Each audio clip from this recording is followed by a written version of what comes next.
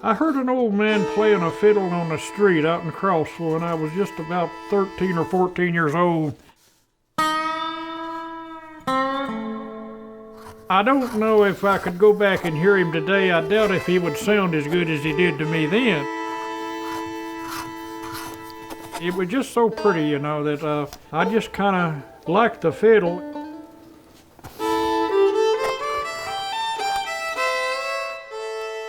Everybody's always wanting to change things. Everything gets changed, everything but the fiddle. It has to stay the same. It's got a perfection of form that you just can't beat. Along a country road in a workshop filled with tools, homemade patterns and templates, and decades of memories. The sun shines in here of a morning, you see, and I've got about as good a light as I could ever get. I just can't see as good as I used to could. Gene Horner still sees well enough to turn scraps of wood into a musical instrument he has revered since he was a child. Growing up around the Crab Orchard Mountains on the Cumberland Plateau. A childhood that began in a log cabin that still stands only a stone's throw away from his workshop. That's been a long time ago, and it's hard to pin down just the exact moment when you decided to get into this. What Gene decided to get into was fiddle playing, a rich tradition passed down by his father, who learned the art from his own father. When I was about 15, I found my grandfather's old fiddle over there in that log cabin and kind of patched it up and got it together where I could scrape around on it. And he's still scraping around on fiddles, but in a different way with a different goal. Years ago, Gene began to focus less on playing fiddles and more on making them, even though his first efforts still haunt him. I made some of the awfulest looking things you ever laid your eyes on. If I had to see them today, they'd give me nightmares, I guess. A driven artist never gives up, never stops dreaming. Gene's fiddle making improved, and for years, his one-man workshop produced the string instruments along with cabinets, furniture, and toys.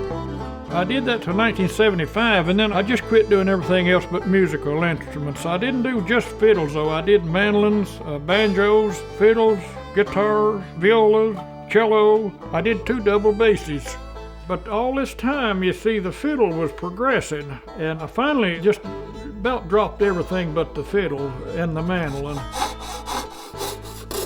For the magic act of creating an instrument that then creates music, Gene has learned to combine 2 types of wood.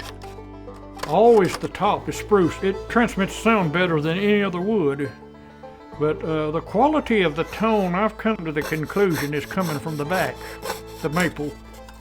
My first preference would be European wood. Bosnian maple, that's some of the best in the world that grows there, and there's spruce too.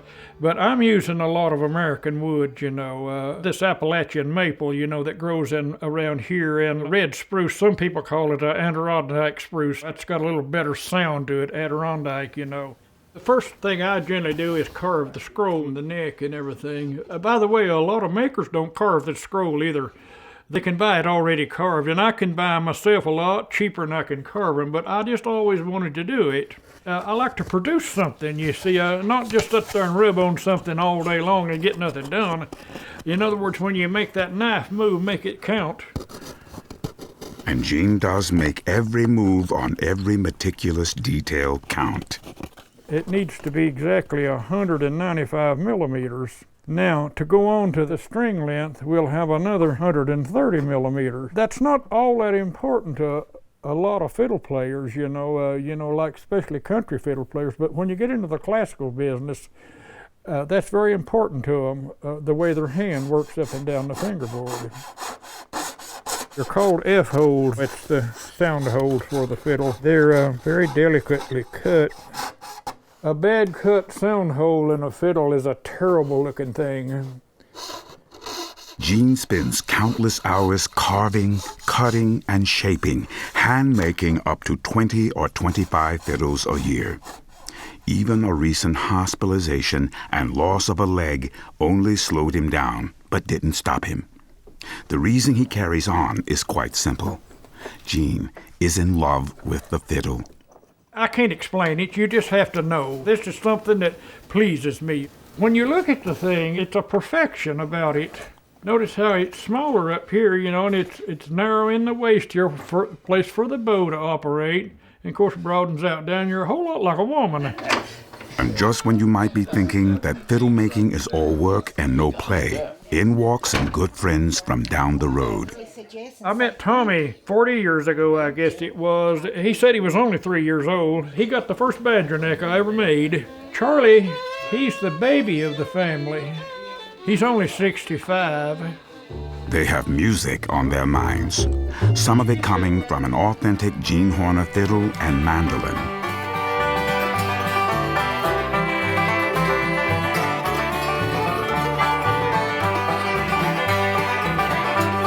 Tonight I'm sad, my heart is worried, wondering if I'm wrong or right. To dream about you, though you've left me, I wonder where you are tonight. That old rain is cold and slowly falling upon my window pane tonight. And though your love is even colder, I wonder where you are tonight.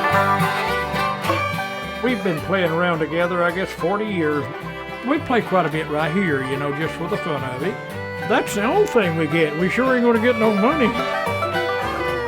Anything on a fiddle, I don't care what it is, I love it. The jazz, Irish, old Scottish jigs.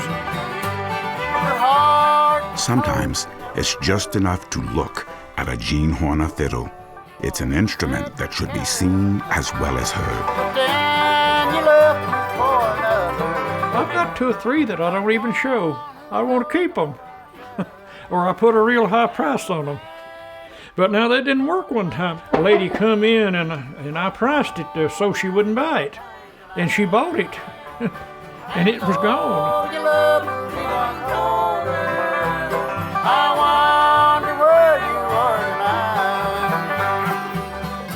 tonight. Like viewing a master's subtle brushstroke in a painting, an angle or curve in a sculpture, you realize such artistry is amazing and rare, and was worth every moment of its creation.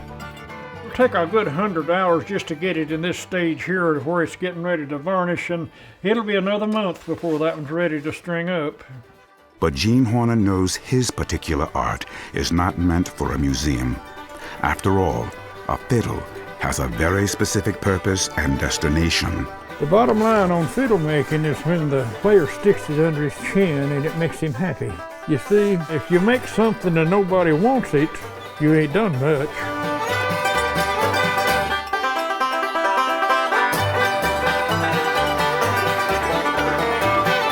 Considering both the sight and sound of his string creations, Gene Horner has succeeded by making a lot of fiddlers happy. When you pull the bow across it and it just gives such a sound and there's no war going on inside of it, everything is just clean and coming out of there, and every note just as pure and clean, it's really something.